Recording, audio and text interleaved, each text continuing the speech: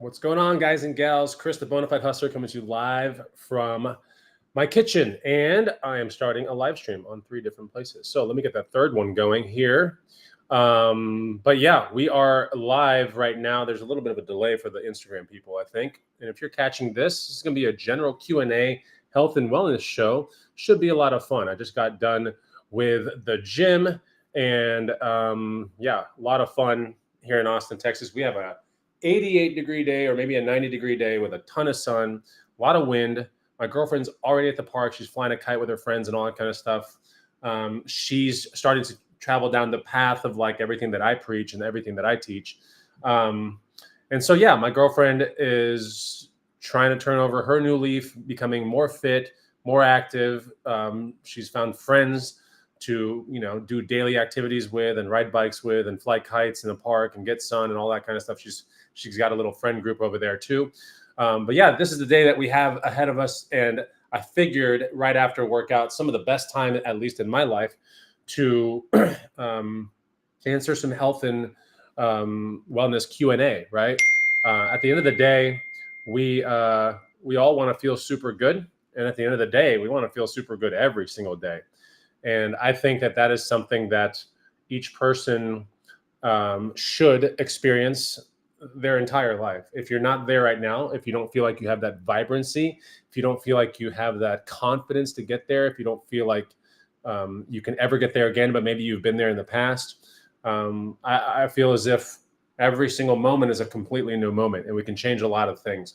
So if you are watching this show, I will make sure to put the chat up.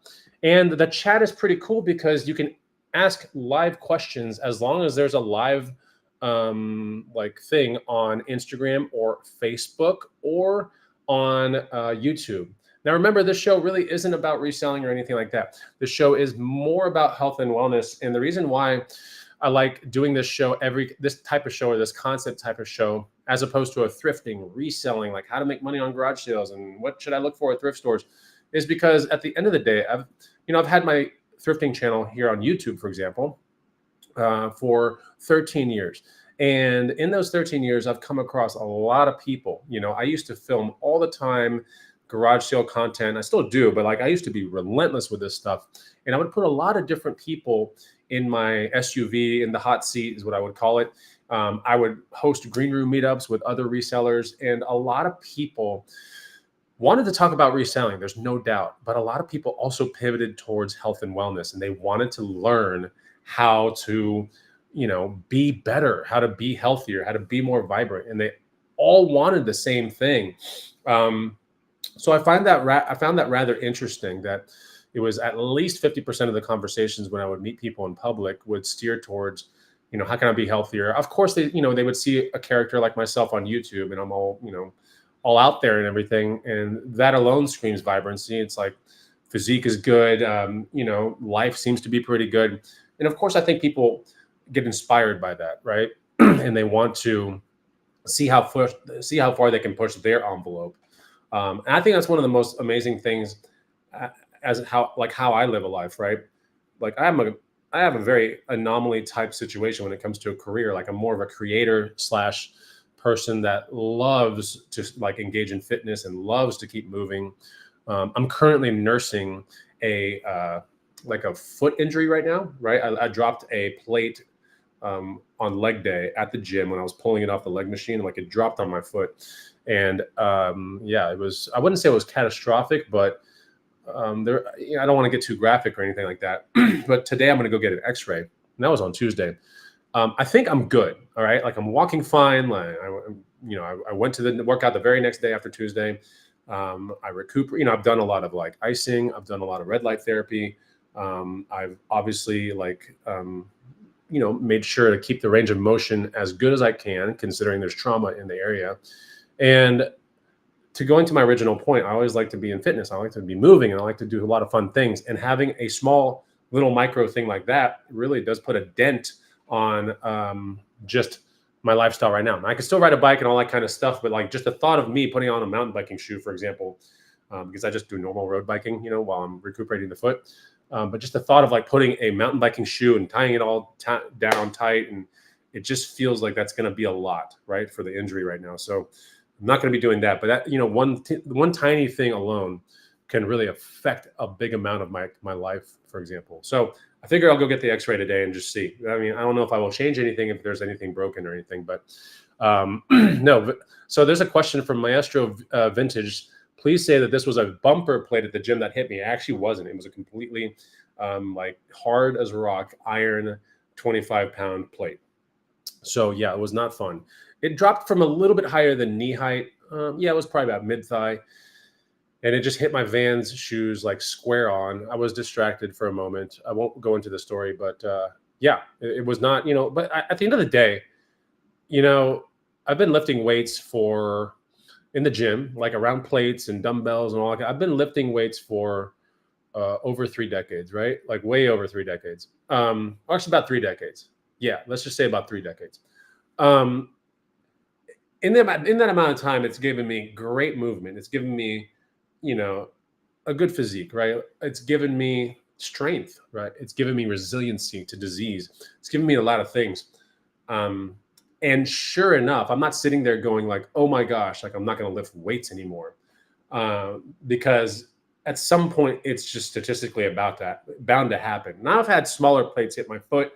I've had things fly off the rack and then I just move my foot out right before it hits the floor, so it was on the pace to hit my foot or on the, whatever trajectory to hit my foot, and I have pretty good reflexes. But this time I was just super distracted. There was a really famous podcaster right in front of me that asked for the machine that I was on. And it was not that I was starstruck or anything, but I was like, oh my gosh, like that's crazy, because I was just listening to the guy's podcast as I was going to the gym. So, I was distracted. My bad. I'm not going to sit there and like fault the gym. I'm not going to fault anything else. But statistically, this should have happened somewhere in the 30 years already. And this is the first time it's really, really, really hit hard on my foot. So not to go terribly deep into it, but I'll get an X-ray. And no matter what the X-ray says, I don't think I'm going to change anything because I'm not going to get anything in a cast or anything. I don't think anything's shattered, but there's certain movements that are a little bit harder to do because there's trauma in the area. So let's get into the Q&A. And let's get into, how you can start feeling better every single day. And there was a question yesterday on a live show that was more thrifting oriented. And the question was like, should I do machines or should I do free weights to lose fat? And my immediate answer in my head was, that's a small piece of the puzzle, right? That if you wanted to lose weight, it's more like a 5-prong approach. Like you're going to have to look at your sleep, your stress reduction, your diet, your cardio, and then your strength building workouts. Like that's the 5 that are going to have to be in play if you want to get really good results. Now, you can speed up any one of those 5 to a very unhealthy degree, right? And to prove my point, like let's just say you worked on the diet part to lose weight and you're like, oh, okay, so like calories in, calories out, and I'm usually eating 3,000 calories a day. Cool. So I want to lose weight. I'll just go to 1,000 calories a day. Well, your endocrine system is going to take a huge hit. Your hormones are going to start crashing. Yes, you're going to lose some weight and look good for a little bit, but it's completely unsustainable. So when you want to lose weight, for example, as a long-term kind of like solution, because that's ultimately what people want. They don't want to lose it short-term. They kind of want to lose it long-term and gain the skill of like, okay, now that I have the skill of like how to lose weight, I can gain weight when I want to and I can lose weight when I want to. I feel in control. This is great. And people feel like crap because they feel out of control. They feel like, well, I'm trying to eat healthy, but nothing's working, right? It's because you're only working on one thing of the 5 things, right? Same thing if you're like working out hard as hell, but then your diet sucks and then your sleep sucks and your stress reduction is not controlled, then yeah, it's not going to really give you the results that you're looking for at the speed that you want them. So we do live in a world where results are kind of quick. Like, for example, when you want to order something, I ordered some Ollie Sleep melatonin gummies yesterday that have L-theanine and everything in them, lemon balm. And I ordered these yesterday night because I was out, right? And I ordered them. It says delivery tomorrow, 7 to 11 a.m. All right. And I was like, hell yeah, that's amazing. Then I got a great deal. I got a bunch of gummies. I'm like, okay, cool. And I didn't have to leave my couch, right? And the thing's coming the very next day, which means I don't have to drive my car to any store to buy this stuff. So we live in a world where we're conditioned in a way, kind of Pavlov's dog, we're conditioned to get things kind of quick, right? If we're hungry, there's fast food. If we're thirsty, it's like you can just get a soda somewhere. If we desire something, Amazon Prime. If we are super hungry and we want, PF Chang's, or we want like some, chain restaurant, Outback Steakhouse, there's Favor, right? There's just so much access to quick stuff. And that, I think, what makes the game so much harder for most people, is they don't realize that the fitness game is more of a slower type approach if you want great results. Okay, so that's just the truth of the whole matter. If you're looking for like a really quick fix, the quick fix will almost always have, one step forward, and then you're going to take 14 steps back. That's the way I look at it. Like a quick fix gets you like that one step forward. You're like, hell yeah, I just took my Ozempic, cool. And then you have 14 steps back, meaning like chance of blindness. Like there's so many things that can happen, like facial muscles deteriorating.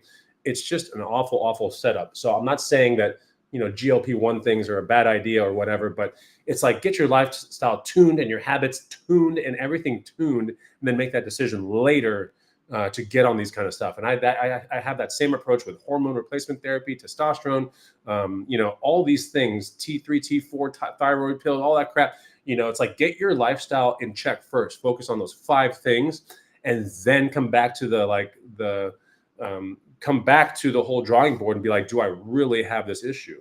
Or was it just a lifestyle issue to begin with? And then when I work with people, it's almost always a gap in lifestyle, almost always. And it's literally like not just 1 or 5 of those. It could be all 5 of those things just lacking clarity. So let's talk about some questions that are coming here. I'm going to go into the questions because I said this was a Q&A kind of show.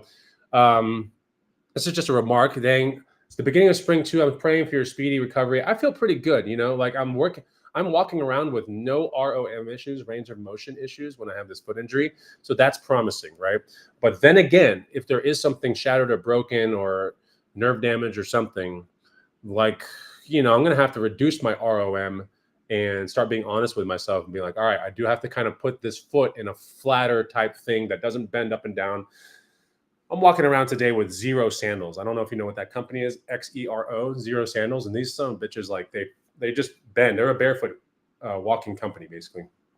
They make shoes, running shoes, athletic shoes, and sandals that are basically nothing. The soles are like this. So you have an intense amount of connection to the ground.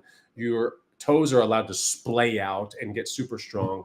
And it's very primal / cavemanish, like cool. And it has profound benefits to your gait, your walking stance, your everything. Like, you're just more grounded. You're connected to the earth.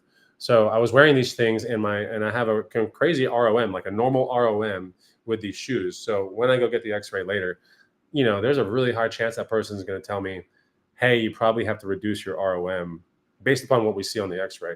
But if the x-ray is just like, okay, it just shows blunt force trauma, there's nothing, then at that point, it's just icing and ibuprofen and strategic, elevation of joint, whatever, or appendage, and I'll be all right. We'll see, at the end of the day. But I'm feeling pretty good about it, to be honest. And I've had many kind of like crazy calls and injuries in my life. And for some reason, I don't know. I don't know if it is the addiction to just making sure that the lifestyle stays tuned, like those 5 things, if that's the thing that pulls me out of the actual injury quick, because a lot of times with these big, bad, crazy injuries, it's like I'm working out the next day, I'm still on the same routine. And I don't know if there's, I have a suspicion there's some sort of mental connection with the body that shows, now we're not going to give into this. So heal up and get get better quickly, because we're not giving into this. We're not going to do the whole like 8 weeks of, of just not doing anything, right? Look at football players, for example. Look at star players like Aaron Rodgers, like all these crazy people that get completely whacked out and they have catastrophic injuries. And then somehow they're back 6 or 9 weeks later with something that should have taken 6 months to recover. Obviously, they have some of the best help in the world. But at the end of the day, they're also, doing so many different types of therapies. There's so much stuff going on that it completely speeds up the recovery process. And there's also visualizing that they do to like, okay, like I'm going to visualize that I'm going to be playing this game. And that's just the end of the story. So like, I think there is a component of your mental capacity, being able to control the inner pharmacy of your body to secrete what it needs to secrete or create what it needs to create to help speed up your recovery better. Now, if you paid attention earlier, I'm doing red light therapy, I'm doing icing, I'm actually trying to preserve ROM by like flexing and doing little exercises all day long. So we'll see. We'll see what happens, right? But that's the way I approach kind of things. It kind of makes people mad. It makes my parents mad, makes my girlfriend mad. But at the end of the day, it's like, you know, I don't like to bring truth, or I don't like, I play with reality, right? And reality is, it doesn't really hurt. Like I don't feel the pain at all. So like, what does that mean? Even my neighbors looked at it. They're like, well, I don't think that thing's broken because you look fine. Like, and when I told my dad that, who's a retired anesthesiologist, he's like, if your neighbor said that and I can't see you physically, he's in California. He's like, you might want to cancel your x-ray. He's like, it could be a good move, And then my brother was like, looks pretty good on the phone when I was FaceTiming him. He's a nurse, he goes, it doesn't look that bad. And my girlfriend's like freaking out because she freaks out a lot.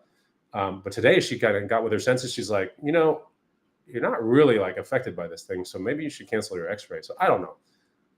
I'll check out the x-ray. I think it's relatively cheap. It's a $60 kind of delve into like, what's the truth of this matter? Maybe the guy will be able to find out some certain things. And that's another thing that I was thinking about when I was exiting the freeway today on my way to my house. I was like, I have a physician that is not like super homeopathic or anything like that. But like, if you go into his office, right, or where you get seen, it's like his room, whatever. There's like pictures of like all cool vistas and him on a mountain bike. And it's like, you see Red Rocks, and then you see, Zion National Park in this picture with him in there in a mountain bike. And then you see another picture of like Arches National Park, and then Moab, and then he's in Durango in this picture, and all these cool places. And then you look at the guy, and he's pretty spry. He's probably like 50, 55 years old. He's like in really good shape. His BMI is good. He looks great. He rides a lot. He takes care of himself. So I like that kind of a doctor. Like, get yourself a good physician or a doctor that looks like the part, right? Because a lot of physicians and doctors are they're motivated by prescriptions and scripts and things like that.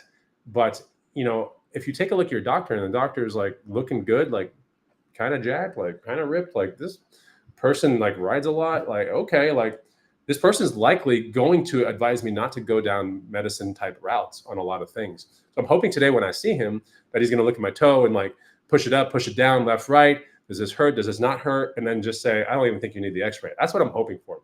But the x-ray is probably just going to be part of it. And we're just going to see what happens.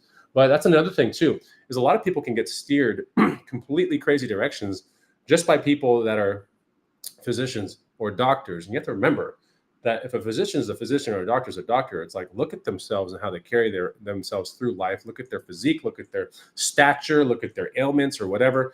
And be like, okay, if you are a doctor, you have to ask yourself, like, kind of look the part of being like this thing, not just because you went to school and you can now you can make scripts and you can like prescribe things. You have to be careful because the person that's giving you advice has to have the visual resume of what you believe like health and vibrancy should look like. If they don't have that, then that's not good, right? That's like taking stock advice from like a person that's just randomly sitting on the Wall Street steps. You have to ask, like, what's your background? Like, why are you giving me advice, guy on steps of Wall Street? Why don't I just go in the actual place and talk to real traders? Like, why are you giving me advice? Like, what is your background? Something to think about. Let's talk about actual questions right here. Do I do cardio before workout? I usually don't. And studies show that if you do cardio before workout, it can kind of affect your gains. There are a lot of things that if you do cold plunging within 6 hours of working out, I think plus or minus, that would completely, almost certainly negate your gains. Not to mention there could be some brown fat accumulating in your body, which could be good and not good. It just depends on the scenario. There are just a lot of things that you probably don't want to be doing vicious cardio before lifting. I would just say lifting and then do vicious cardio, because at the end of the day, it's like you want to make sure that you have your concentration and your ligaments are ready and everything's ready to push up real weight. Whereas when you're doing running or cycling, for example, it's like it's totally different than like deadlifting and benching and like, keeping a weight on an incline bench, like in a perfect path to converge at the top and then come down so you can work out your chest, for example. These are the things you don't want to lose concentration on. These are very important movements that require concentration, they require energy, calories, they require a lot of things. And if you do cardio before, I think that wipes out a lot of your potential gains. And the studies show that it does actually decrease muscle synthesis. So you don't want to like do it before. Now, does that mean you can get on the rowing machine 5 minutes, maybe 10 minutes before a workout to like warm yourself up? Sure. Like that's actually advised a little bit. But we're talking like real cardio sessions. And my cardio sessions, for example, are between 20 and maybe 45 minutes long, sometimes an hour. And I wouldn't want to be working out after any of those because I'd be zapped up and I'd have to take in so many calories and so many more electrolytes just to put me in a place to remotely lift as strong as I could. Do the cardio first, just so you know. That's just the question. That's the answer to that question right there. I'm getting some emails for work. Okay, so I like dogs is what this person says. No, I like dogs. You can like dogs tomorrow. I like dogs today. No, I like dogs too, man. I got a dog and love my dog. What else we got here? How do I feel about Coke Zero? These 0-calorie sodas and everything like that, you always have to ask yourself, if it tastes real good, like what is the actual thing going on? There's probably citric acid, malic acid, not terribly great for your gut. There's carbonation, whatever. There's going to be some sort of probably monk fruit, stevia, erythritol. There's going to be something making it sweet and tasty. There's going to be, there's natural fruit flavoring. Like that could be very, very vague. Really, in the end, it could be completely vague. You want to have like maybe essences, like, okay, cranberry essence or something like that. But at the end of the day, I kind of stay away from those things. They have been shown to like alter the pH of your mouth, right? And so it can lead to like different weird scenarios regarding your gums and calcium buildup and stuff like that. So you don't want to do that. If you take a look at the pH scale of things to consume that are good for your mouth in a dental sense, you would realize that like LaCroix waters, Waterloo, like all these things are pretty bad for you. So just on that alone, I care about my mouth. I care about my dental health. Like I wouldn't do it just that alone. Now you have the all like, then you have like the natural flavoring, which is really weird. There's been some investigations on Waterloo specifically on like what's really in the natural flavoring. So it's another way to hide things. You got to be careful. The other thing is, if you're dealing with aspartame, all that kind of aspartame, however you say it, but like those are real bad. Those can, alter your gut bacteria, which is not good at all. Your gut truly is your second brain, and so you do want to optimize that as much as possible every single day. So I would definitely remove those kind of sodas from your life, or Coke Zero or anything like that. I kind of stay away from anything that the big corporations mess with. So like if I see a big corporation like PepsiCo or Nabisco or something like into something, it makes me not trust that thing as much anymore, because now you're dealing with like corporate profits, and they just want to like, it's a giant machine that is just geared to do one thing, which is like bottom line profit for the investors, like however much possible, find the craziest sweetener that you can like, you can get massive batches of it made, and who knows where the hell it is, who knows what the background of that, like, is it petroleum based? Like, it's so much crazy stuff that those companies get into. Like, I wouldn't trust Purdue. I wouldn't trust Tyson, like for chicken. Like, I just don't trust these big conglomerates because at the end of the day, I don't believe in my heart that they have me or you or anyone at the very bottom who is the buyer. They don't have any of those people. They don't care. What they care about is addiction. Like, make it as addicting as possible, make it as tasty as possible. They'll buy it again, and we'll make that ROI again. Like, it's just not, I don't trust those companies. Pepsi bought Siete chips, and it really bummed me out. I still buy Siete, but I'm always looking at the back of that bag, like always looking at it, making sure that the avocado oil doesn't get switched to some stupid safflower, sunflower oil, or canola oil, or, grapeseed oil. I just don't trust these companies. I think they bought Siete. It's Siete, right? Siete makes chips, they make cookies, they make all kinds of cool stuff. They make tortilla chips. It's out of Austin, Texas, and Pepsi just bought it like 4 months ago for like $1 billion, right? There's a family-owned business in Austin, Texas. So if they see that is worth $1 billion, you got to be thinking, what are they going to do to it to like increase the ROI? Or perhaps it was just such a large threat to some of their chip segments, so they just didn't need to buy it to stop the bleed. I don't think that's the case. I think they're looking at it like people want to be healthier. This thing is growing, and we can turn this thing into a monster, so we can get ahead of this whole thing. Because if you think about it, like I live in Austin, Texas, right? This is like massive fitness scene, and it's crazy. Like there's so many sober things going on now, and so many people running in the mornings, and they're waking up and having appearing to have purpose, and they're doing things for their health. Everyone's working out in this town. Everyone's going to fancy dinners just in like Lululemon workout pants. Everyone's just fit, and like they care about fitness in the city. They care about it. They're going to farmers markets and all that stuff. So at the end of the day, it's like I think Pepsi probably saw a humongous opportunity with like Austin being a lead town doing this, that they know that Miami's going to follow, LA, the big ones. There's all those big towns are going to follow in Austin's footsteps. And,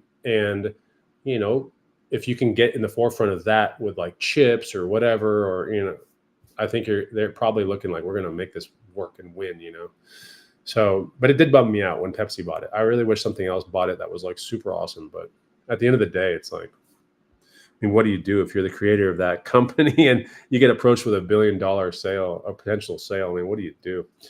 That's generational wealth. Any way you look at it, you'd have to probably say yes to it. Let's get some more questions in here. I've been talking a little bit. Yeah. So we have a person saying a lot of Californian people move to Austin. Trust me, I'm around some of the craziest influencers ever in some of the circles that I hang out. And yeah, these people come from, there's a lot from California, but they come from all over just to be here and like boost their influence. And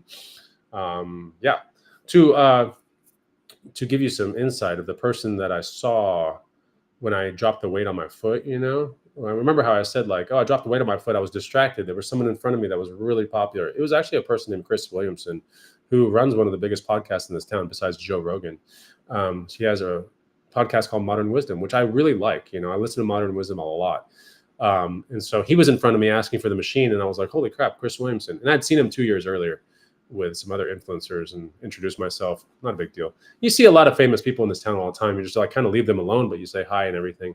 And they're all super cool. In fact, where I saw Chris Williamson was 6 feet away from 4 months ago, where I met Andrew Huberman at the calf machine. So it's kind of crazy. Like this gym that I go to is very much an influencer type gym. It's not fancy smanchy by any means. In fact, it's the complete opposite. It's raw. There's no AC, hot, sweaty. And like all these people that are, they're kind of, if you're not in the whole posh workout community kind of aspect, then you're probably in this other aspect, which is like barefooting, sunlight, no AC, like raw gym, like super loud music. That's just what it is, So yeah, I have memberships in 2 different gyms. I have one in Lifetime and I have one at this other one. So it's the complete polar opposites, right? Although if you really think about it, there is one more polar opposite than the crazy raw gym. And that is like the Equinoxes. And like some people would say Lifetime, but if you're in this town and you go to Lifetime, that's not even the top anymore. There's stuff above Lifetime, apparently. There's a Collective, there's Equinox. Like these are $300 to $400 single person memberships a month kind of thing. So these are big deals. And they're building like this concept Lifetime in like the downtown of town, which is going to be completely different than any other Lifetime, like luxury style, like everything, recovery rooms, everything. And the membership is literally like $350 or something a month, which is not crazy, because if you think about it, if health and wellness is your jam and living, a great life, and you're making good money, in this town, then surrendering, I don't know, 5K a year to your health is not a bad investment any way you look at it. Some people will drop 5K into like rims and tires for a stupid car, and you have people dropping 5K. And when they sell a car, like it doesn't really increase the value of the car at all, whereas people are sinking 5K a year into their physique and their bodies and like being around great people. Remember, when you join these like posh gyms, you're around people that are humongous entrepreneurs. They own their own companies, they own their own businesses. And so like just that network, it's kind of like, okay, that's pretty interesting. People will pay 50 to 100 to 150,000 just to be parts of country clubs a year to get around like super posh people. So if you think about it, you're like, wait a minute, like in the fitness scene in Austin, if you have to get around super posh people and that's only 5K a year, that's literally like the cheapest country club of all time to be part of. So there are many ways you can look at it, but if you look at it in the whole like aspect of like, oh my gosh, like $400 a month of membership, for a gym, that's out of control. And I would say, I don't think so. It depends on how you look at your life and how, you look at connections being like the bridge to like great opportunities in life. Some people just like to chase those opportunities on their own and involve no connections. And I'm a completely different person. I'm like, I'm investing in myself. So I'm going to get around people that have the answers. And then all I have to do is just talk and like be a respectful human being. And it's like, that's it. If our businesses align, cool. If they don't, cool. What if that person wants to hire me for something? Cool. What if I want them on my vlog for something? Like, cool.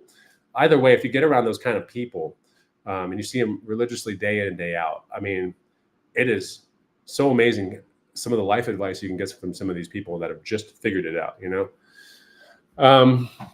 So yeah, I like to be around good people and I'll pay for that. Actually, right now, like my fitness memberships and everything, all said and done, I'm around $2 to $210 a month, which is not bad. So like I have Lifetime and I have the other gym and I'm right around every month $210, which I think is cheap, for what I do. And the people I want to be around. So I have 2 gambits completely covered. I have like amazing, wealthy people, whatever, at Lifetime. And then I have the raw influencer type that, likes to work out in the sunlight and barefoot and like loud music. I have that covered. So I can really bridge the gap of like being around really powerful people that have done some great things. Right. So, and by the way, it's like, yeah, I see a lot of influencers in the raw gym, a lot, but every single day that I go there, it's like people from the Gymshark team are there, humongous followings. I see people from the Raw Dog Run Club in there all the time, super cool, people. I see people that have gigantic followings that have resisted the whole 9 to 5 thing, resisted having a boss, and they're just creating this vibrant life for themselves through the cell phone. I think it's fascinating. It's like the ultimate use of like the tools are at hand. Now, what are you going to do with it? What kind of puzzle are you going to build? What kind of art are you going to sculpt with the paintbrushes? Because that's all that's really happening is like they're using the cell phone as a brush to paint something. And then other companies see it and they want to be part of it. And it's like you get these crazy cross promotional things and they're making a ton of money. Some of these kids that are like 20 years old are making between like 20 and 40K a month. Not doing very much. So it's interesting. It's really interesting to see and witness and go like, wow, when I was a kid, when I was in my 20s, like I was destroying my life, right? I was experimenting a lot and they're not. They're just like seeing how far they can push this kind of like reality. And it's crazy. It's absolutely crazy to witness. You're like, whoa, like this can actually generate income and they can live a completely amazing life. It's just whack to see what are they going to look like? What are they going to be like in 30, at 30 or 40 years old? What are they going to have? Like a big brand behind them? I don't know. Are they going to build something crazy? It's cool to witness all this kind of stuff. It's cool to be around a gym where like Andrew Huberman walks in randomly and, you're looking at a guy that has like 7 or 8 million followers around the world and he's just sitting there doing calf raises and talking to you. It's kind of cool. It's kind of interesting. So just as a health and wellness show, just one of those things, if you don't know who these people are, you should definitely check them out. If you want to look at some really cool, informative type podcasts, I'll give you some names right now that you might want to check out. One would be, a lot of people are like, oh, Joe Rogan. Like, I wouldn't say Joe Rogan because he has like a gambit of people and it's not all really health and fitness related, but he's got some cool, interesting guests, right? But I wouldn't say him. I would definitely say Chris Williamson with Modern Wisdom podcast would be great. Gary Brecka is really good too. Gabrielle Lyon, I don't know if she has a podcast, but she's on so many people's podcasts doing a keynote kind of speaker kind of thing. Gabrielle Lyon's amazing. Found My Fitness, who's the lady behind Rhonda Patrick with Found My Fitness. Like that's a good one. And then you have Andrew Huberman, which is pretty much the top, you have that guy. So those are like that'll keep you pretty busy throughout the week right there. And it'll shed light on so much stuff that is probably robbing you of your vibrancy. And so like these podcasts, I listen to them pretty regularly to remind myself like, oh yeah, like you're doing a good job. or oh yeah, like that's good. We can roll that into like a program, as like a little tiny piece of it or something. We can get inspired by something they're talking about, research more, and then like put it into a product.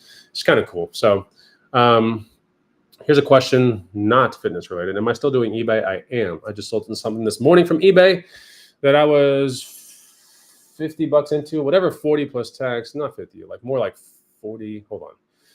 Yeah, it was $50. I used a 20% off coupon, so $40. Then like the tax on that, probably like 45. Okay, so I'm 45 into this one item. It's a pair of boots.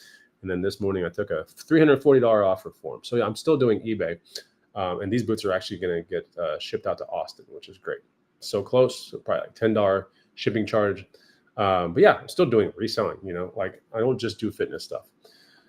Hustle Man saying, I notice a lot of startup companies come from Austin. Yeah, Austin's a really cool place. It really, it's cool. It's definitely super dynamic. If you visit here, you couldn't see possibly all the stuff it had to offer in like 1 or 2 weeks. It'd be like tough. There's so many scenes and things to do. If you're really into bars and alcohol, I mean, God, this town's probably heaven, And in my 20s, it's like that was something I was kind of into a lot.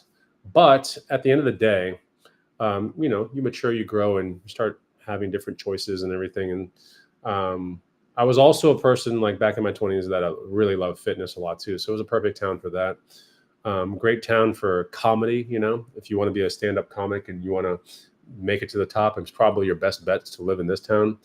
It's a great town for influencers, no matter who you are, health and wellness, you're a Hollywood person. Like, it's a great town for influencers. It's a great town for tech, obviously. It's a great town for people that want a really active lifestyle. Yeah, because everything that's like super cool and super active is real tight. That's the thing about Austin that like not many people know about. There's like there are a lot, there are a lot of different other towns that have really, really amazing lifestyles, but you have to like go and drive to all these different things to get that lifestyle. Whereas Austin is just, it's just so everything's so tight, so tight and so put together that you can get to any different city or desire you want within minutes. And that's what's cool. You can get into deep woods and get lost within 10 minutes of downtown, for example. And if you go to Houston and you want to do that, it's like impossible, for example. Dallas, impossible. So that's one of the things that's pretty cool about Austin is the access to really cool remote places is pretty within 10 minutes. No matter where you are in town, you can get to a pretty cool remote place in the Greenbelt, on the lake, hiking stuff within 10 minutes. So that's nice. I always like, say, live where your life is most vibrant, if you can, within reason, or you purchase the lifestyle that you want. So if you're going somewhere or you live somewhere and you're like bummed out and you're like, this lifestyle sucks, I mean, it might be time to move. And it's like, yeah, well, what about my kids in the school? It's like, I mean, God, how much better could their lifestyle be too if you move, and maybe your job and the way your outlook on life is, maybe your fitness takes off. Like, there's a lot of things that I think can be really affected by like simple decisions in your life. I'll say this with confidence. Like when I was an insurance person with farmers, I had to go to the main place in Michigan to like get trained up, So I had to be in the Michigan, like main farmer's office for a week. And I went in a week. I don't remember the month I went. I don't think it was maybe November, maybe December. Like honestly, November, December in most places, whatever. But I remember going there and landing and being on the bus from the airport and like the buses from the courses to like the main farmers facilities back to the hotel.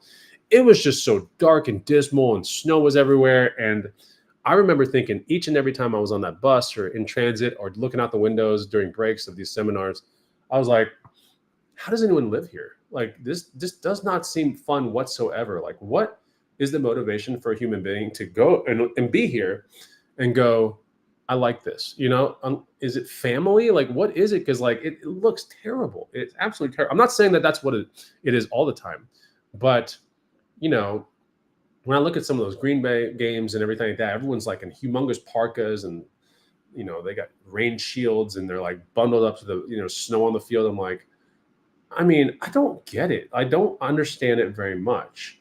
And I was looking at an Instagram reel the other day about Fort Lauderdale or St. Petersburg, whatever, something in Florida, and how a guy lives there on the coast and and he goes to like this little tiki bar on the coast frequently. He just goes when he wants to get a drink, and he goes there, and he's like, he overhears conversations all the time, and people are like, man, this has been the best vacation ever. Can't believe we have to go back to Chicago. I can't believe this. Like, he hears discussions like, man, we should come here more than once a year. Maybe we can do twice a year if the job pans out and we can do that and we can get vacation. And he started thinking, I live here. Like, I live at the place where these people call paradise. Like, this is paradise to them, but this is my reality now. And I thought that was pretty profound. He's like, you probably want to move somewhere that you at least think is very good for yourself and will boost your lifestyle, like at a very bare minimum. And he was like, this is the reason why a lot of people like Florida, and he's like, it's a beautiful place. And it's like this all year round. He's like, I go out my place and I walk to the shore every day. And he's like, I realize at that moment that some people only get to see this once or twice a year. And this is my reality every day. And it struck me as pretty profound. I was like, oh, that's interesting. That is pretty interesting. Let's get some more questions in real quick. I need to take a drink real quick. I'll be right back, okay? And then let's get some questions in here.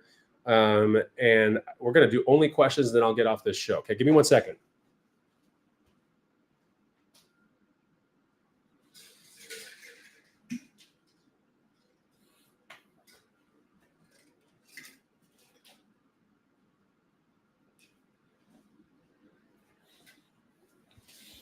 Okay. Got some water. We got some more stuff coming in here. Too many left side woke people there for me. Too much like California. I think that person's talking about Austin. This is for another discussion. But I think no matter what side that you're on, this is what I'll say about this. No matter what side you're on, whether you're left or you're right, or you're like, oh, that's woke and this is not woke and like whatever, I think you're exactly where you need to be. I'll say it like that. I think you're exactly where you need to be based upon media, based upon whatever's controlling this country.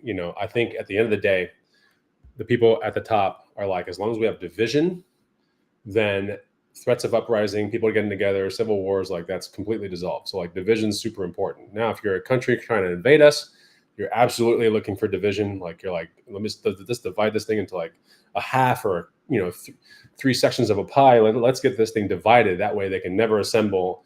Let's get them constantly bickering at each other. And, at that point, it's like, I don't know. So my point is, and this is something that I realized a couple of years back, and I was like, wait a minute, like the goal should be vibrancy.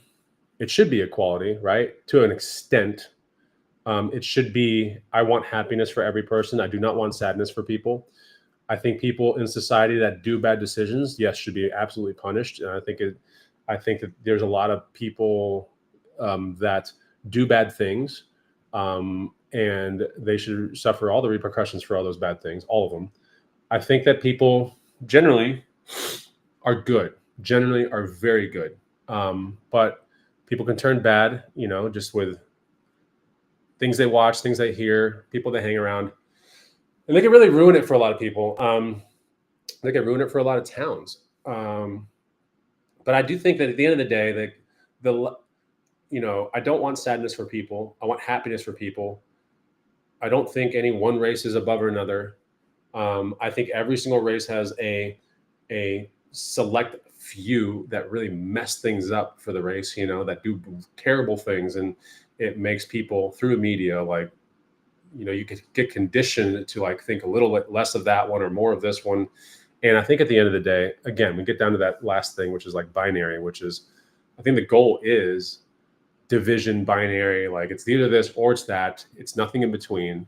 And I think that the ultimate test of a human being is to see if they can like tune all that out and go, hold on, like what's the best thing that I can provide for the world? Legacy, bringing the world up, vibration up, like what's the best thing that I can do to not play that game, but play the game of like anyone's welcome, that's cool. Don't force me on your agenda. I won't force you on mine. But like, if you want to do this and it has to do with that, and I happen to be the icon for you, then I can help you out. I'm not forcing people to do any of these things. Like, if you want to be healthy and vibrant, that's cool. But if you don't want to do that, then that's fine too. Like, I don't know if I care about you as much in that respect, because it's a little selfish because vibrancy and living healthy is very important. There are people that count on you a lot of times. And life is great. It's short, but it's great. And so um, I can only help people that are in critical places in their life. If you're not in a critical place, you keep BSing yourself and BSing me and my business, it doesn't really help me out at all, right? I'm out there to try to help people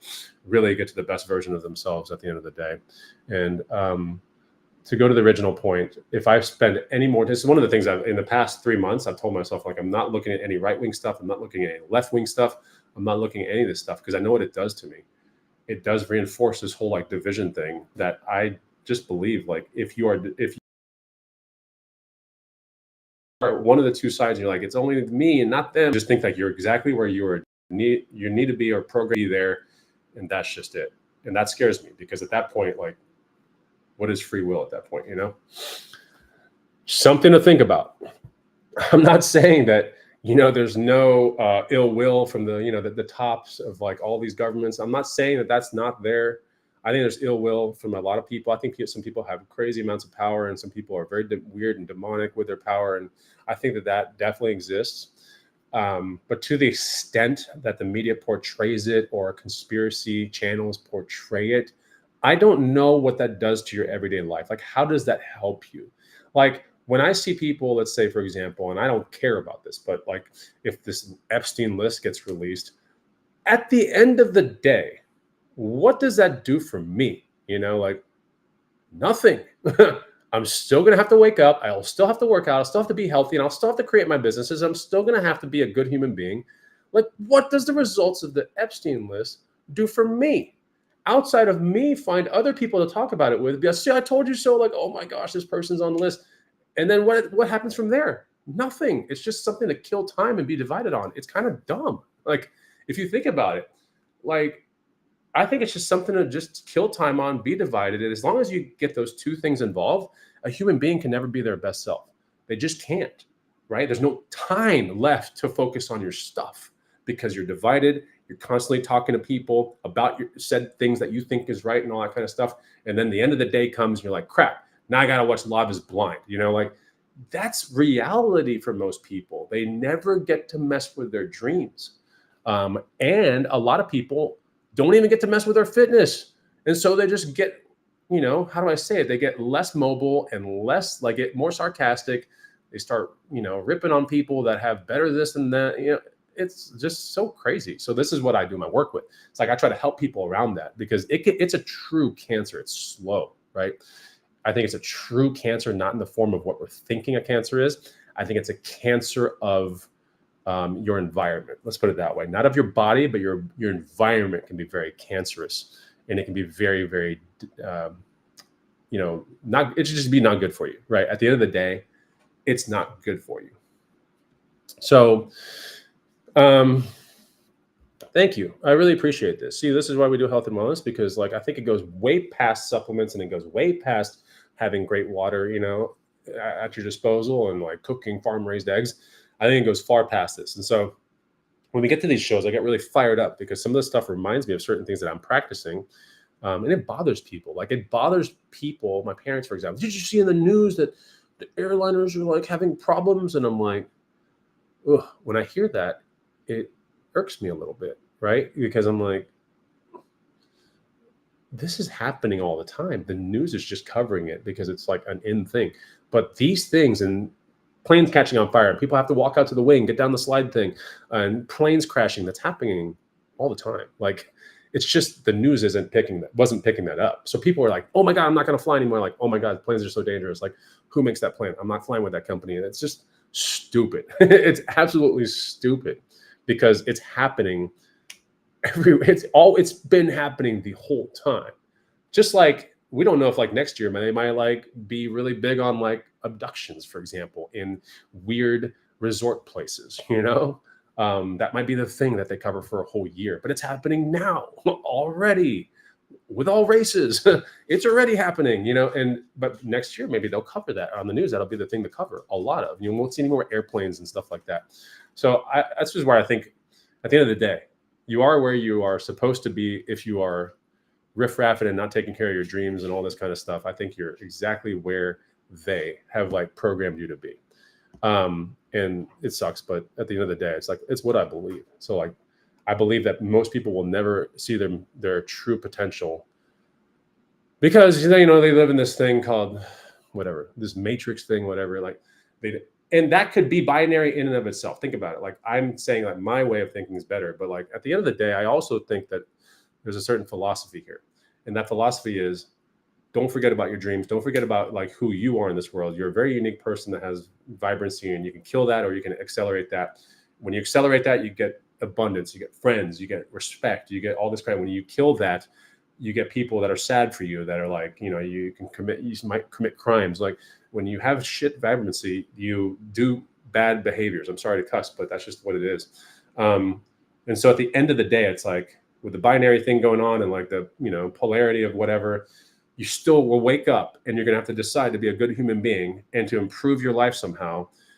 And you want to just kind of improve it by like 1% a day if you can, and so I think this is where the tool sets come in.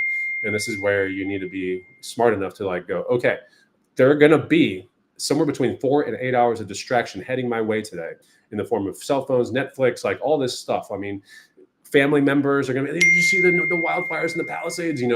All this stuff is going to be coming your way. And you have to be able to be intelligent enough to be like, okay, that's the cancer coming my way. It's going to happen. This is not even like a if, it is a guarantee.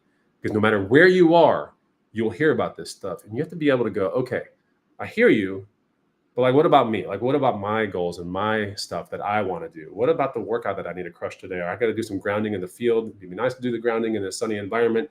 Cool. What about my dog that looks at me every single time when I come through the door? And it's like, that dog needs playtime. And if you come to inside the house and you're, oh, I'm so wiped from the day, and you crash on the couch, you spend an hour on reels, that's an hour you could have been outside walking with your dog. Like, think about it for a second. I mean, how selfish is that? But at the end of the day, I think we are very programmed in a way to accept a certain way of life. Like it becomes the norm. So when you see someone that's, as myself, that's like resisting all that, now I'm the weird one, right?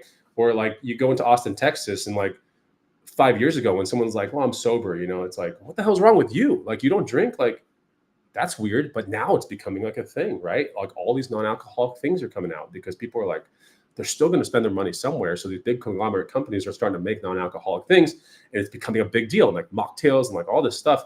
And at the end of the day, it's like people want to be the best version of themselves. And they start realizing that's one of the good things that social media has brought is like it's brought this like flip side of things where real experts can start talking and being like, alcohol is really bad for you. Like, I'm sorry, like, ooh, a glass of wine a night. Like it's still bad for you. It's disrupting your sleep, and sleep is king. It's the king supplement of all supplements out there is going to be good sleep. So, you have to start playing with that and be like, this is reality. This is science. Like these are studies and these are things and meta studies and rats and everything. This is happening. It's affecting your metabolic rates in your body. So you have to be able to come to terms with that. Be like, if I want to be the best version that I can be, then what does that kind of look like? And get educated on those kind of things. So that way, when those temptations come your way, you can go, yeah, I don't know. I don't know if I'm going to do that. Right. Because I remember you remind yourself, like, I want to be the best version of myself. And I have to do these things that are sometimes giant tasks at hand. But at the end of the day, when you break it down to smaller steps, it becomes really fun. It becomes like a game of chess. You're like, holy crap, I'm actually advancing towards the king. Like, this is pretty cool. Like I used to suck before, but now I'm like realizing where to put the pieces. And now it's like, I almost have a checkmate. This is great, So it's something to think about. And I'm glad to be part of the whole thing where I can actually like bring this to the forefront. And I don't expect for people to be like, I like your way or the highway, Chris. Like, I love the way you talk. I'm telling people that they have their own choice. But I'm going to tell you what I chose. And every single year that it gets tacked onto my life, it gets more impressive that the decisions that have compounded in the past. Meaning, every single time I'm at the gym, I tell someone that I'm 46 years old, their heads freaking spin. I'm telling you, like they lose their minds. They're like, how is this even possible? And I realized, like, wait a minute, this isn't a result of last week or this week. It's a result of thousands and thousands and thousands and tens of thousands of micro decisions in critical moments to just be like, yeah, I'm doing that instead. Or yeah, I promised myself this. I wanted to be fit, and I wanted to be fit, and I wanted to do things with my life. I want to be mobile. I want to travel. I want to be able to surf. I promised myself these things, and it started from an early age, around 20s and stuff like. And it's like my girlfriend and I were having a discussion about this, and she's like, "Your immune system is just so good; it's radically better than anybody I've ever seen." And I'm like, "It's not that though. It's that my approach on the 5 things, the 5 tenets of radical life, which is like, strength building workouts, cardio, diet, sleep, and stress reduction. Right? These five pillars that have like governed my life in my 20s, 30s, and now 40s. There was so much emphasis on the pillars that I could literally, and I don't want to say it, I'll say this as a joke, but I could do rails of cocaine like tonight for like a whole week straight. It would mess with my dopamine a little bit, but then I would still be ahead. Like I would still be ahead. I could do, all kinds of crazy stuff. I could eat fast food for an entire month and I would still be ahead. I would still be in the trajectory of where I need to go. And that's just the power of moving the whole ship forward, right?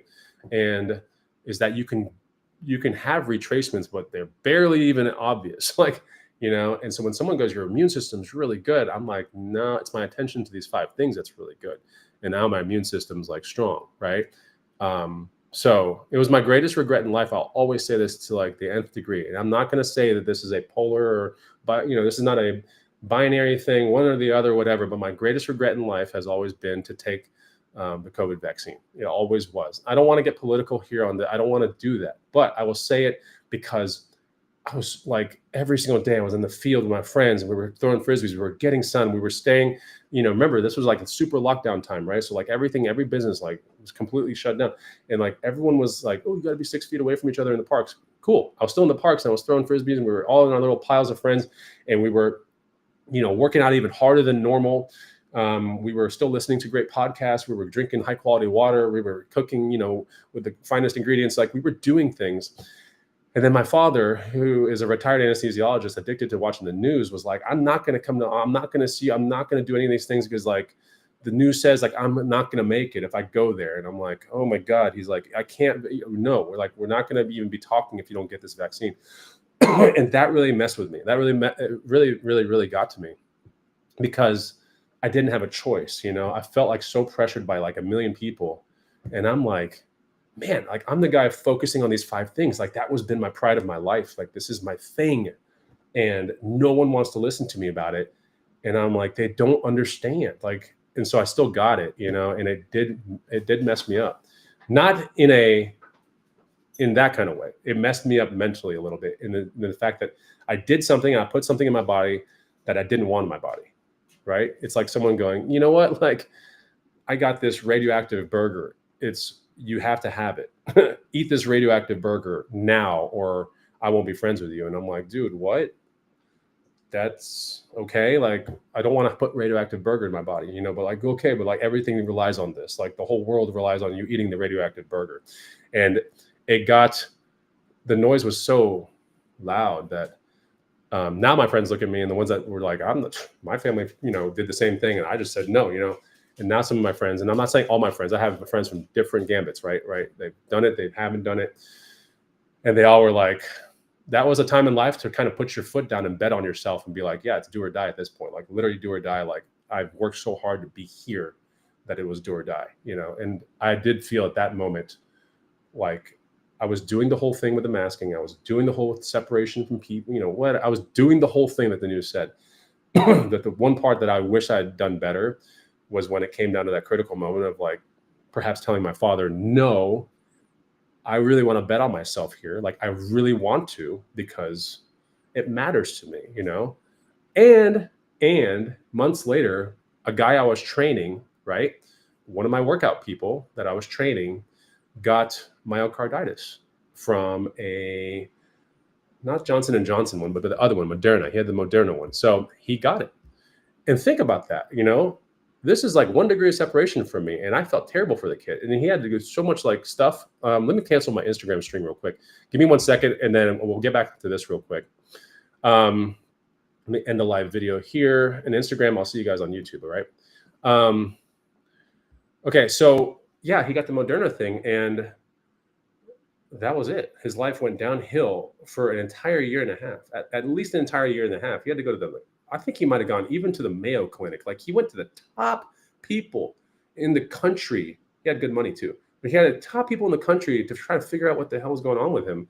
And it all started after getting that thing. And he was a pretty healthy individual. Remember, he was training with me. We're doing HIIT workouts out in the fields and everything like that. And all of a sudden, I didn't see him anymore. And I was like, what's going on? And his brother, who was one of my clients at the time too, was like, yeah, he got really messed up. And I'm like, what? He's like, it was after the thing happened. I was like, oh my God. And thinking it was just going to be over in a couple months. No, this thing dragged on for like a year and a half, like almost killed the dude. So it's very, very, very real. And again, I don't want to be, I think it's easy to be seen a certain way depending on what you've seen and what you've watched and what you believe in. So I'm not saying that your beliefs are wrong if you did get it and you're proud of it. But at the end of the day, it was my greatest regret in life. It was my greatest regret in life, not your greatest regret, but my greatest regret based upon how I was living life. It was like I felt like the whole world was crushing in on me and telling me to do this one thing that I was like, man. Oh yeah, and one last thing. I'll tell you this. My father, and this is the most crazy stuff of all time. To this day, he's like, I really regret telling you and giving you all the pressure to do the vaccine. I really regret it. He's a retired anesthesiologist, MD Anderson, highest of highest. And he, to this day, was like, I understand your frustration. I'm very sorry about that. And he's like, I know where you're coming from. He's like, I should have listened to you more, and I should have, giving you the free will of whatever. But I realize he's also father versus son, and like he's invested all these years in making sure I grow up okay. And I get that angle as well. So, but he, about 20 years ago, was forced into early retirement because he had a flu vaccine, and he wasn't able to even go up a flight of stairs in the MD Anderson hospital anymore. And he had never had a sick day in 25 years. He'd never taken any sick days and whatever. So the very first thing that they executed was like forced retirement, early retirement. They paid him out an entire year of salary pay because it was all his sick days that had accumulated that he'd never taken in 25 years. But at the end of the day, what it was is he was walking on average about 5 to 7 miles a day in the hospital from ward to ward, like all over MD Anderson. It's a really big hospital. And he was only able to barely do a mile after a while. And so, yes, they realized that it came from that whatever flu thing that he had, which basically, I wouldn't say ruined his life, but it altered his life considerably.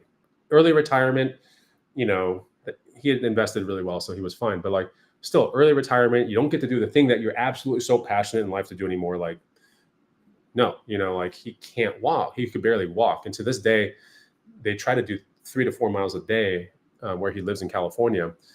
And that's their marker of like, were we active? Did we move today? And it was sad to see it at first. And like, you didn't really realize what was happening. And he doesn't even know. He had to go to the Mayo Clinic a couple times too, to figure out like what it was. And it was some sort of like degenerative muscle disease thing that happened on the onset of a flu shot. So, mind you that this is the person telling me during 2020 to get my vaccine. I'm like, do you not see what happened to you, for example? And he was like, well, that was like a 1 in a million shot. I'm like, yeah, exactly. 1 in a million. Like, I don't know, man. Like, it's a little difficult for me to like justify that, considering it was more than 1 in a million that was like getting hurt by this thing. So anyway, and if I don't know, it's very scary. It's super scary because at the end of the day, like my direct friend had been affected by it. Like I had a friend that was affected, and it really messed me up. It was like, wow, because now I'm seeing him suffering. He was super vibrant, and now he's back to normal. But after a year and a half of like crazy therapies and stem this and that cell stuff, it's crazy. So peptide stuff, oh my God. So I hope to not get on a tangent here. We're talking for about an hour, but like it's all about health and wellness. And like, I think at the end of the day, we all want to feel great and live vibrantly, because when we're vibrant, we can affect things better, ourselves, the world, what we're working on.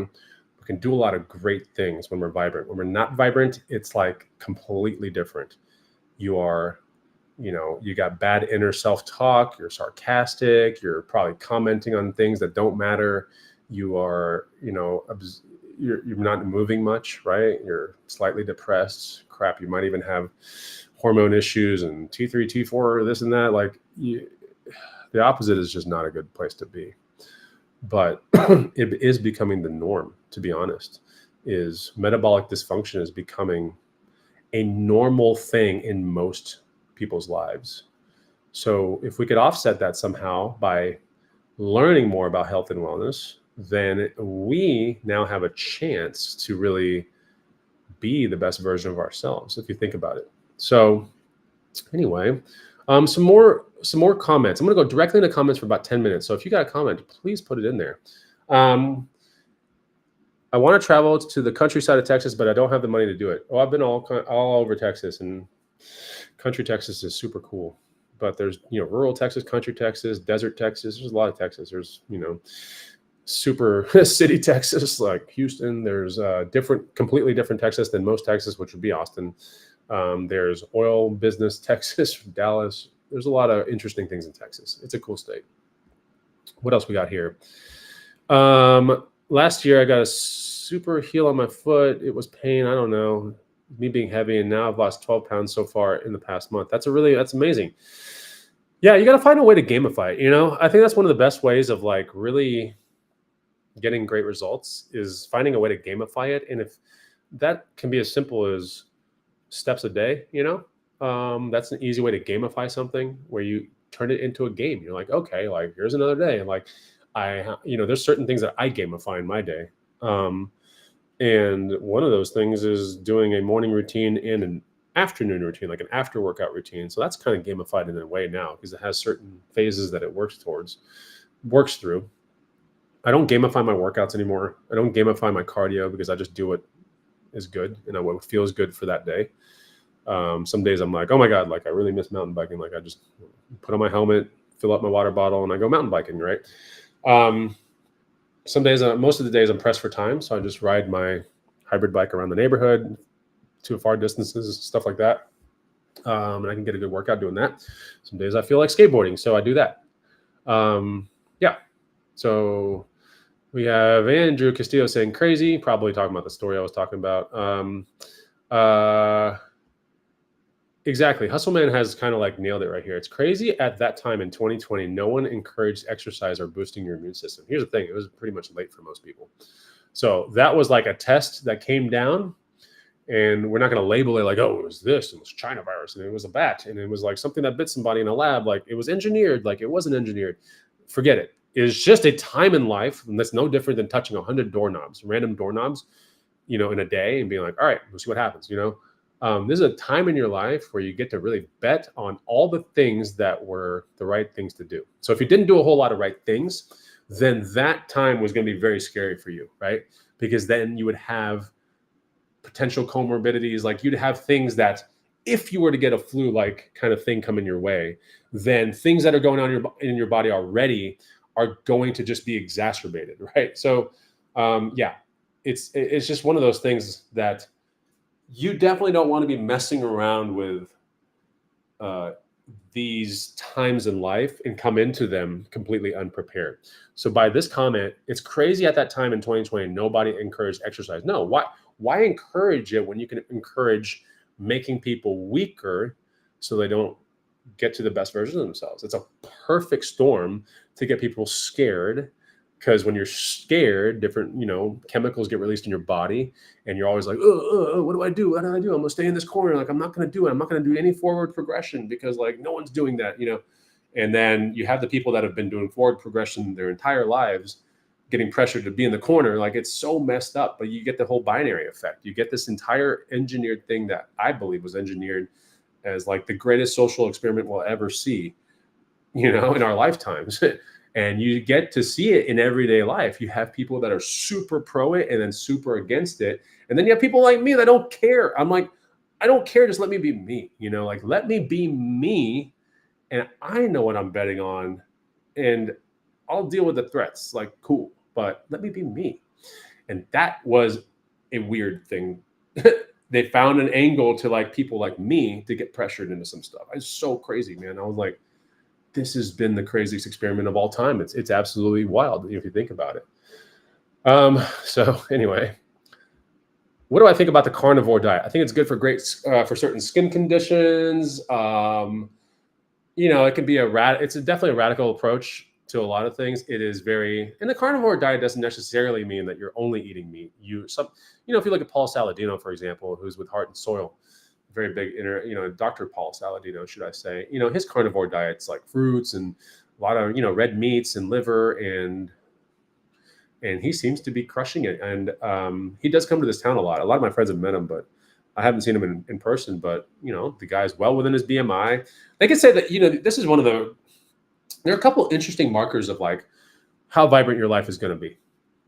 Some of those markers are very, very, very is very simple, like waist circumference, like below average waist circumference, above average leg strength, the ability and time to go from a completely flat state on the ground to a standing position, how fast you can do that. These are all markers of longevity, right?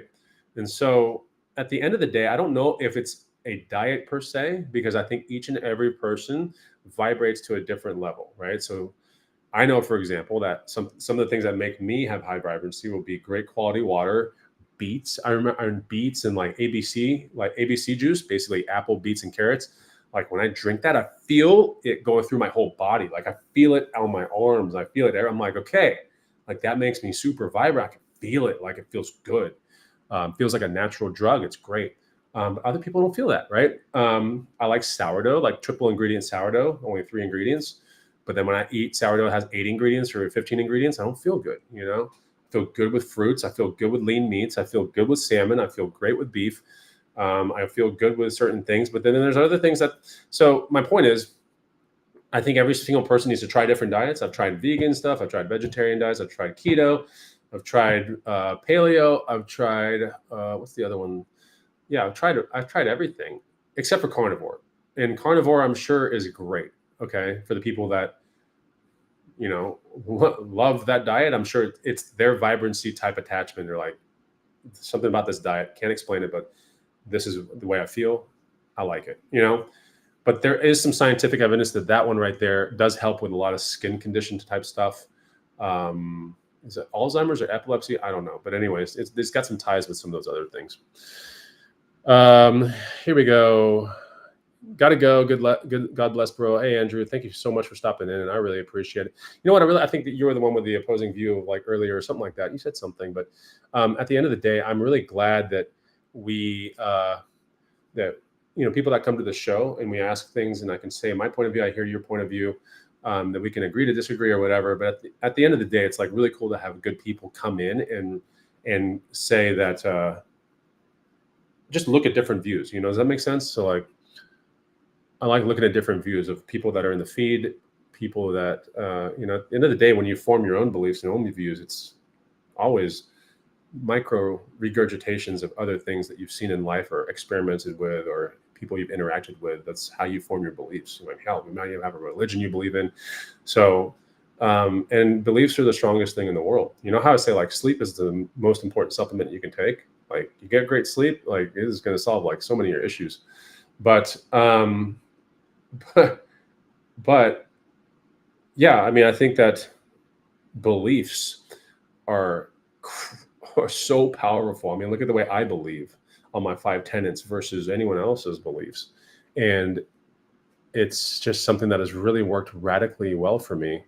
And to the point where every year I tack on and I start getting older, I'm like, dude, I know all the people that graduated high school in my time. And I look back at them and I'm like, it's not that I look down on them. It's like everyone made different choices, right? Some people got kids, some people didn't. Some people had ups and downs. Some people are not here anymore. But I look and I'm like, it does look like a large majority of them have aged accordingly, right? And I don't think this is the whole point of like, oh, well, you're half Filipino and half French. So like your genes are so good. Anybody with the distractions in the world today, genetically, I don't know if you can make it through. The distractions are so powerful that even with someone with great genetics, like I think will get affected. Let me put in my laptop charger for a second, then I'll be here for 5 more minutes. Okay, give me a second.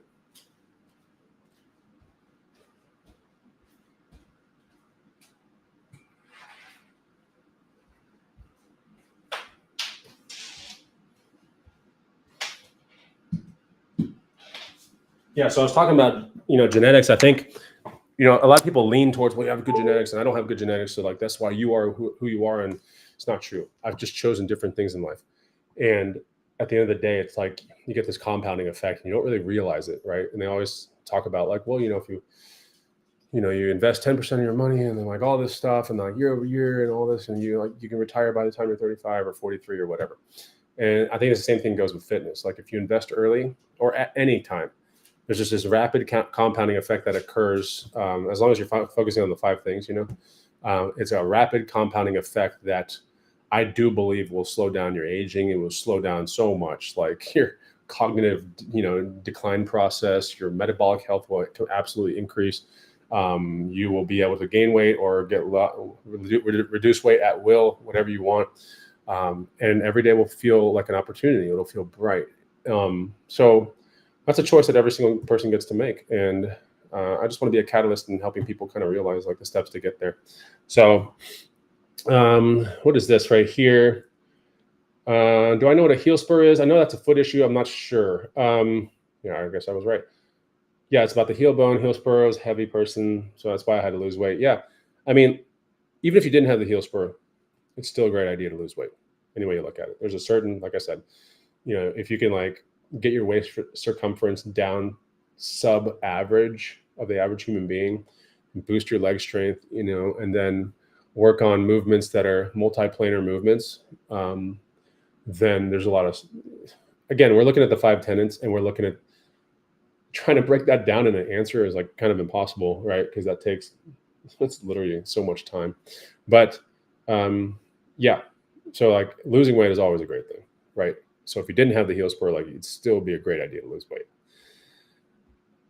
So Saladino does animal-based, not carnivore. So yeah, he does animal-based, so large percentage. That's what I meant to really, really, really say. I'm sorry. But yeah, I mean, a lot of people, when they think of carnivore, they're kind of thinking of that guy, or they're thinking of Liver King guy or whatever. So if you have any more questions, let me know. If not, it's kind of an interesting kind of show, a little bit of experimental. We had people come in from YouTube. We had people come in from Facebook. I don't see any IG people. Let me see. No one from IG yet. I'm looking through the comments, but I'll try to do some more of these shows. I think if I did an evening show, I'd have a much bigger turnout. But at the end of the day, when I talk to people, I would just talk to one person about this whole thing, or I'll talk to like 100 people about this whole thing. It don't matter. Like it's all the stuff I really care about. And most people that watch my channel, they're going to be looking at me and going, well, I want to talk about reselling content. And that's what 99% of this channel is, reselling content. 99%. But then there's a 1% that's might grow to 3% or maybe 5%. That's going to be health and wellness and like feeling good, And I just think that it's if I don't talk about it, they're going to try to get their answers somewhere else. And it's probably not going to, it's going to be good answers, but this is like the real answer. Because the ultimate answer to a lot of bad things out there, if you're feeling bad or you don't have like this that you want, and you have you have some sort of ailment, the real answer is more than likely in your lifestyle. It's poor lifestyle choices that have compounded on each other for weeks and years, and you get an event, and that is just what it is. And conversely, you can do the opposite, which is you can invest a lot into your health and wellness, and then you can get an event too, which is a good one. Like you can do things that you're like, I can't believe I did that. For example, like some people turn a leaf around, they'll enter a High Rocks event and get in the top 3, and they'll be like, dude, like that was awesome.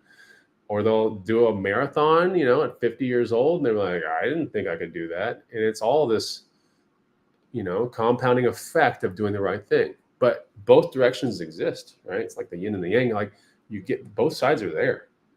I think as a society, most of us are heading towards the wrong way. But if you can balance social media, I think it's a great tool to look at what the other side looks like. And that's what we're doing right here. If you think about it, right? I'm using the tools at hand that can also damage me and really put me in the opposite direction. Think about it, right? My counselor told me like your greatest struggle in life is going to be who you are and like the person that you are, and these tools that are going to help you get your message across. But said tools are also going to play, they're going to They're going to mess with your personality a little bit. They're going to mess with things if you see bad comments, which I've conditioned myself to prepare for bad comments or prepare for things where this guy doesn't know what he's talking about. Like, I'm prepared for that. And so when I see it, I go, how much truth is in this? Like, is it just some, whatever? And most of the times, 90% of the time, sometimes even more than that, it's just someone projecting, right?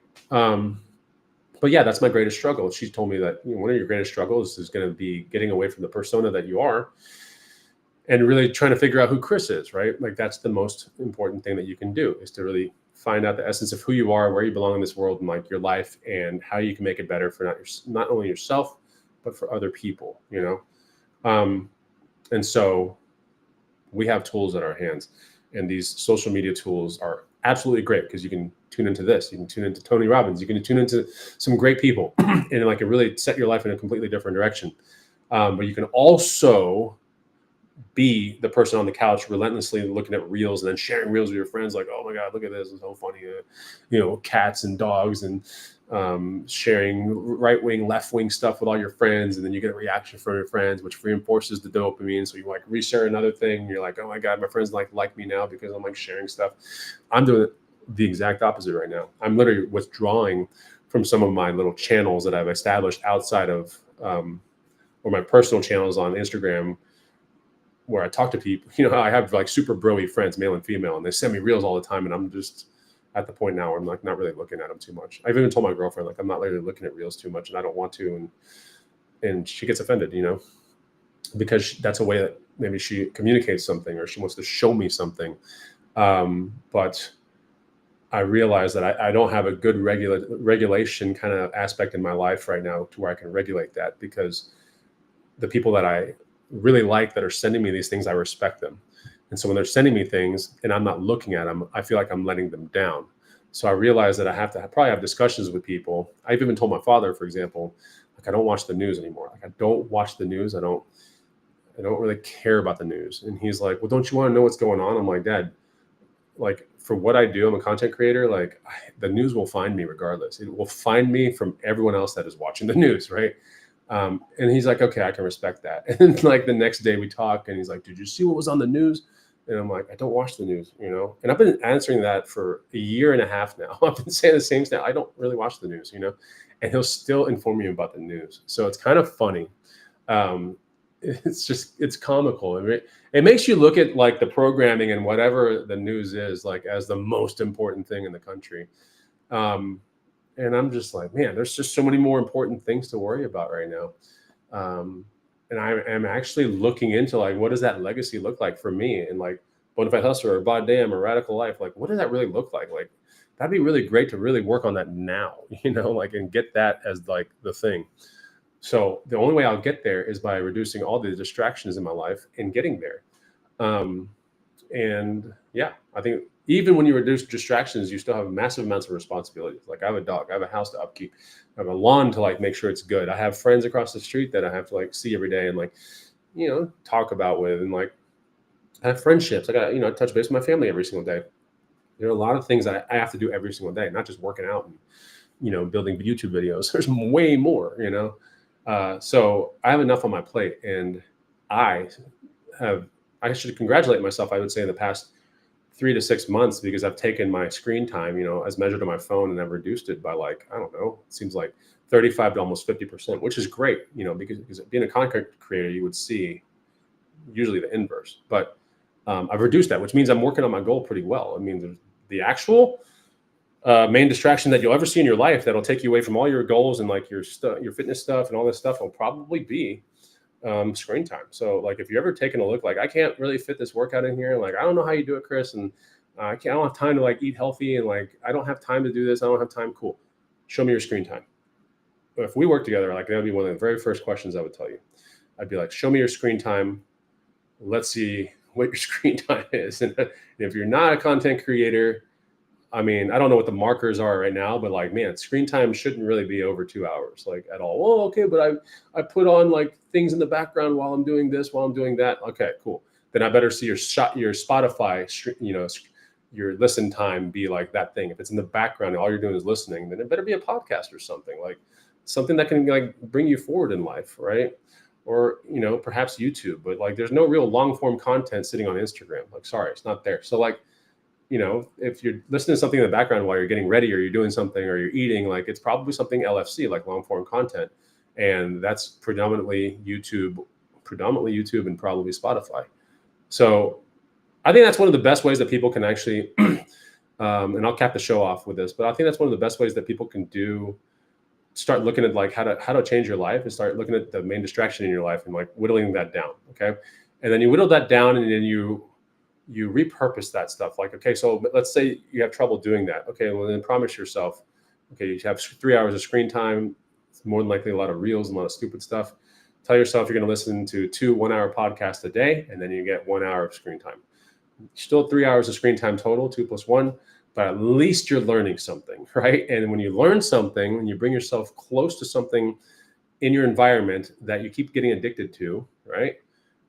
Good, healthy podcasts, great people, things that like want to make you move and do big things with your life.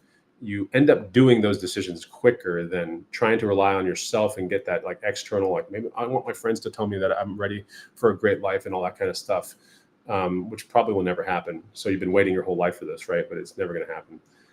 You're the only person that's going to make anything happen in this life will be yourself. Like at the end of the day, your greatest triumphs and your greatest setbacks have all been created by you, more than likely. So you just have to like do the best that you can, but realize that distractions are at an all-time high. So like, if you have the cell phone in your hand or in your pocket, like you are statistically like 50% going to be off your goals in your life, just because you have your cell phone in that closer proximity. So the question becomes like, well, how can I reduce and steer things into my favor? You have to be very diligent and be like, I'm going to make sure that when I'm on the internet, like I'm not looking at stupid stuff. Cool. Then what does that imply? Well, you're probably listening to a podcast, or you're probably, you got a keynote speaker on YouTube or a TED Talk or something regarding productivity or procrastination or how to achieve your goals, or like mitochondrial function, how to anti-age. I mean, once you start listening to this stuff, it really does change your life. It does make you want to try to be better, because the answers are all scattered everywhere in the internet, right?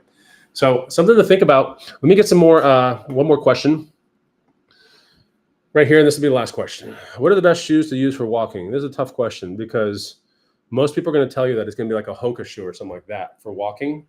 But I would disagree with that. I would say for walking, you kind of want to be as like close to the ground as possible. And this is with a theory of like strengthening your calf, strengthening your ankle, strengthening your, your metatarsal, everything's getting stronger. So like, I would say that the best shoes for walking, everyday walking, would be something like a Zero shoe, like an XERO, or just some Vans, but not Ultra Cush or anything like that. Like the normal Vans that are keep your feet flat and close to the ground. Because really the power of things like Ultra and Zero shoes, for example, is they allow your feet to splay. Right? If you think about it, that's one of the main reasons why we have like walking problems and all this stuff and posture issues, is we don't actually, like cavemen used to traverse great lands, and their feet were almost like, I don't know how to explain it. It's like if you go and jump into a tree, if you jump into a tree and you want to grab a branch, you don't grab a branch like this. You grab a branch like that. Like you splay, because you want to have more coverage, you want to have safety, and like you want to be more planted in the way you grab the tree. And the same thing goes for when you want to walk around, and like, you want to be splayed as much as possible. You want your feet to go like this. And most of the times they've been conditioned to do this in shoes, even in Vans, right? But I would say that if you want a simple shoe that still keeps you like this, but keeps you close to the ground, I would say Vans slip-ons, not the Ultra Cush or anything like that. I'm a huge proponent of those.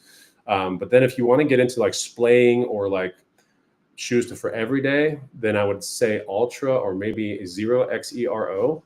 And then at the end of the day, hey, stop. At the end of the day, if you are going to do very, very long walks, like you're going to go to the Great Wall of China and like walk so long, or going to Grand Canyon, you're going to walk so many miles in a day, it might be a day to bring out, the Hokas or something like that. But you definitely, once you start getting higher up there, you get more cushion, yes, but then you get like a loss of lateral stability, right? Which can cause massive issues too.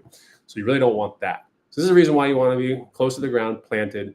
And it does feel kind of weird at times, but after a while you start to realize like you almost feel power when your feet splay out more. This is the reason why I've always liked flip flops, and I've always like not really. I walk around my house barefoot as much as possible. I do wear zero sandals. I have 2 pairs, and they just allow your feet to just be like this everywhere you're going. It's like that, and I like that feeling. It feels it feels different. It feels powerful, and you feel stronger. You do. So something to think about. I would say that those are the best everyday shoes for that. And the other part that kind of sucks is like, if you're a shorter human being, having a shoe like an On Cloud or a Hoka will boost you about an inch and a half. And like, okay, so you're 5'8", now you're 5'9.5", cool. But if you're in a zero shoe, there's like this much. I'm talking. I'm not even. This is not even exaggerating. There might be this much between you and the ground. It's just enough to like mitigate like stepping on glass or a rock or something like that. That's how little protection there is, because it is truly a barefoot walking shoe, and I like it a lot. I really do. I think there's another one called Kinnis as well. They look like socks, and you pull them on, and they are really shoes. They're kind of goofy, but Kinnis is okay, whatever. But yeah, Zero would probably be your best bet for an everyday. And they make shoes that look very casual. They kind of look like pseudo shoes. They look like shoes, but then if you flip them over, like the sole is like this small. So it's like they have corporate looking ones. They have things that you can wear. They look kind of like running shoes. But at the end of the day, it's like your separation from the ground is like this much. It's so crazy. So anyway, something to think about. All right. I hope this was a show of great value to some people. And to reiterate, none of this stuff is like my way or the highway. Really, when I do this show, or when you watch any kind of podcast, or you watch any kind of this, that you're just seeing pretty much a snapshot, or let's say an hour or two of like what that person believes. Right. At the end of the day, you're free to make your own beliefs and your own choices. And I'm not telling people to like go do crazy diet swings or like crazy workout swings or crazy hormonal stuff and start getting your T checked. And I'm a huge proponent on like mastering your lifestyle. Okay. Because from there, you get to really get a good baseline of like vitality. Now, if you want to increase your vitality, there's different movements you can do. There's different diets you can take. There's different supplements you can take. But I think everyone needs to get to a good baseline, which means you have to focus on the 5 tenets. If you don't know what the 5 tenets are, you're watching this late, then go to the very first part of the video and watch the whole thing. The other part of the video that is in the back of my thoughts is the whole thing about the vaccine and everything like that. This is literally just my spin on it. It's not my beliefs or the highway. It's none of that stuff. It's just talking about my greatest regret and the forces and pressures that I felt when that time in my life came around. Very scary time for a lot of people, to be honest with you. And I'm not downplaying the fact that if you watched a bunch of news and you acted a certain way, then I think any less of you. That is not what's going on. But it is a way of me sharing, how like the 5 tenets of like what has governed my life through my 20s, my 30s, and my 40s, how, ultimately it came to test at a certain time in life. And I believe that I lost that battle, and it really kind of messed with me a little bit. But at the end of the, nothing happened, thank God, to me, which was nice. But at the end, something could have happened, and then we always look at the fact that like, I still got the C word, the fact to prevent the C thing, right? And I still got it a couple times, maybe even 3 times. And every single time I got it, it was never anything crazy. Like, I felt fine. Like I remember one time I got it and I didn't feel good for about 3 hours. But I still rode my bike that day. I still laid out in the sunshine. And that was it. Like, that was it, and maybe that's just all that investing time and all that kind of stuff. And finally here it comes. And like, I have it, and I have the thing that was like, in me, and this is what it feels like. So perhaps the thing in me made it feel like that. I don't know. Right. I still feel as if by the time that thing left my body, I got it I got it 3 different times, but like spaced out a whole lot. And I think the last time I did was like way after a year after getting that thing, 1.5 years, and I had it. It was the same thing. Like, it didn't feel like anything. So I don't know how much the thing helped outside of just, being intensely pressuring to me. My point is, it's me sharing something to you guys, saying that was a great battle that I had, and I wasn't able to overcome it. And it does linger sometimes in my head, going like, sometimes it feels weird to be the different person doing great things.